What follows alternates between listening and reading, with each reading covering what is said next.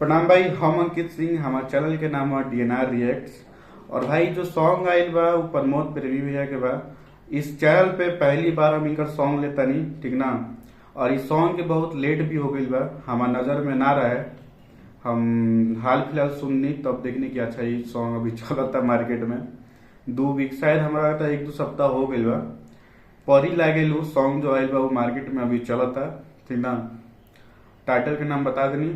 और सिंगर प्रमोद भैया बहन प्रमोद प्रेमी यादव, गीत रवि चौहान, म्यूजिक कान्हा सिंह, मिक्सिंग छोटू बंटी और फीट में खुशीराज, वीडियो डायरेक्टर रौनक शाह, DOP रंजीत जी, एडिटर सचिन जी, DI रोहित सिंह। ठीक बा, अब इतना का देखे के बाद चले के सॉन्ग सुने के भाई कि कैसन लागता।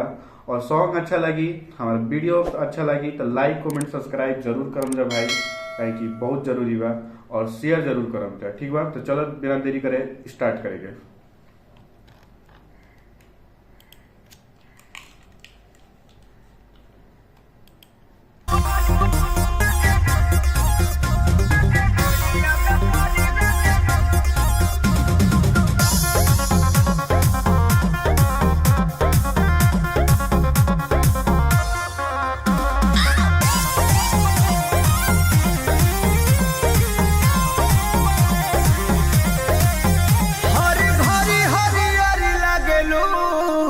सोना सड़िया में परी लागलो। प्रमोद भैया के फेस से ही स्माइल आ जाला हमी के थोड़ा सा स्माइल देखा कैसे पूरा तो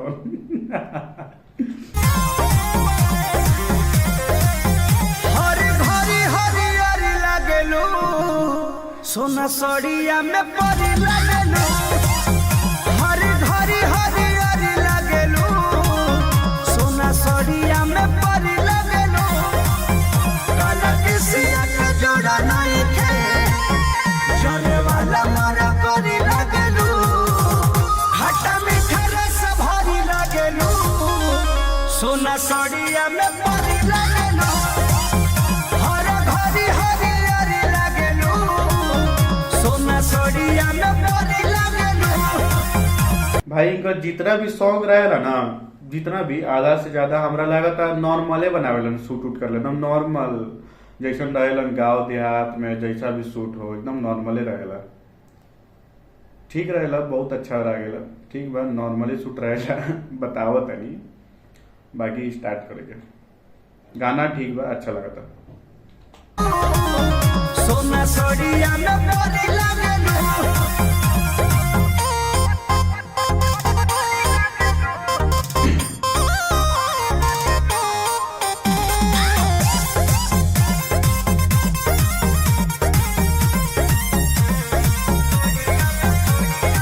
करे कजरवा जियरवा पे काबू लगे भरल बा नजरवा में जादू। हवा में मोहनी उड़ावत चलेलू। फीले में दिल धड़कावत चलेलू। कचकले कचनरी लगलू। गंगा जल के मछली लगलू। चना डाल के तू पढ़ी लगलू। सोना सड़िया में परी लगलू। हर भरी हरियारी लगलू। सोना सड़िया में परी लगलू। ये जो लड़की बड़ी शायद हम देखले बानी कोई सॉन्ग में, कोई सॉन्ग रहे तू हंस के देखे लुए जान। तू हंस के बोललू ये जान, धक धक जिया धड़क गइल। तू हंस के देखे लुए जान जो सॉन्ग रहे शायद उनकरे वही लड़की लागत रही हमरा, वही है शायद उनका जो फेमस भइल रहे वो सॉन्ग से शायद वायरल भइल रह जाए। एगो लड़का रहे, का नाम रहे पता नहीं के, याद नहीं आवत। लड़की भी रही शायद खुशीराज नाम है शायद, हाँ खुशीराज वही गाना से शायद वायरल भइल भाई। हम देखनी तो याद पड़ल।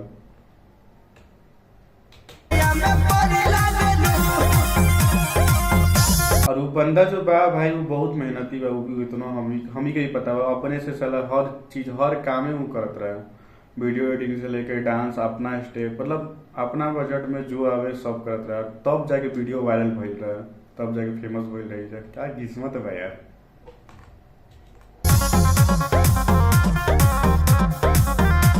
यही से कहा जाला मेहनत करते रहे के चाहिए। जो चीज रउरा अच्छा लगता है वही चीज पकड़ के मेहनत करते रहो, सक्सेस अपना हाथ में बा। छक मार के सक्सेस आई।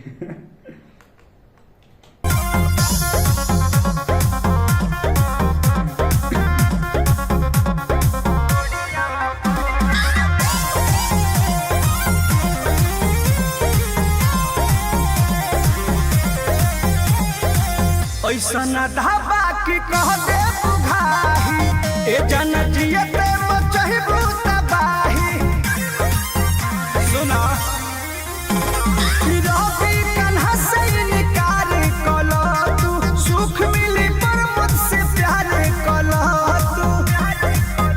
चुनमुनिया सुनरी लगलू, एक रेत फूल झड़ी लगलू, हीरा मोती के शिकारी लगलू, सोना सड़िया में परी लगलू, हर घरी हरियरी लगलू, सोना सड़िया में परी लगलू। तो जान ले लो बुका, जान ले बुका। ठीक बा भाई, सॉन्ग नॉर्मल बा, उतना खास ना रहे लेकिन ठीक ठाक बा। अब पता नहीं काहे इतना चलता मार्केट में ये सब सॉन्ग, ई सब कहते सॉन्ग काहे चलता। ठीक बा, नॉर्मल बा, अच्छा बा। नॉर्मल गाना के देख भाई, सिंपल बात।